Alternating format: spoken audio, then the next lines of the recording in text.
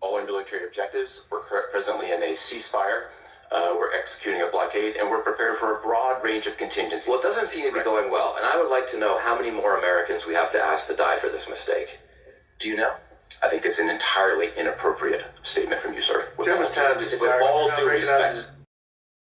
Fact over fear. In the introduction, you heard Admiral Cooper being questioned by U.S. Representative Seth Moulton, Democrat from Massachusetts. And this sets the stage for this civic proof response. There is a real concern over the growing executive power in the United States, which has, over the years, been termed the Imperial Presidency.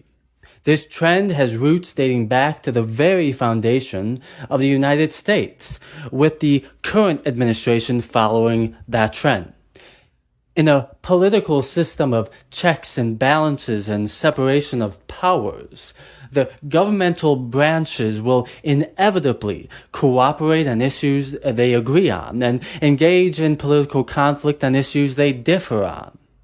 And when they disagree, and when political polarization shows the limits of Congress's collective action problem, the president is enticed to use his unilateral tools to achieve policy objectives. All of this is real and should be debated and investigated.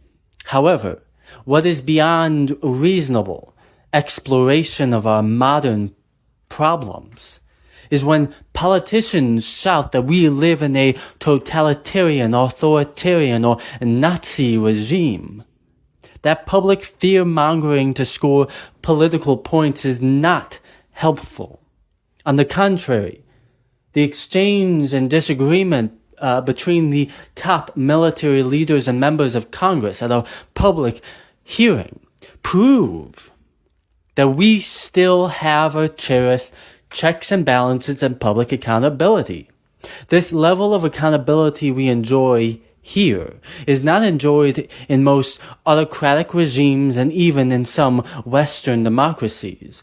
So, instead of going to ideological corners and listening to baseless fear-mongering from obvious partisans, I implore every citizen to look at the institutional, historical, and structural evidence to assess the current state of affairs. We have checks and balances, institutional transparency, and open dialogue.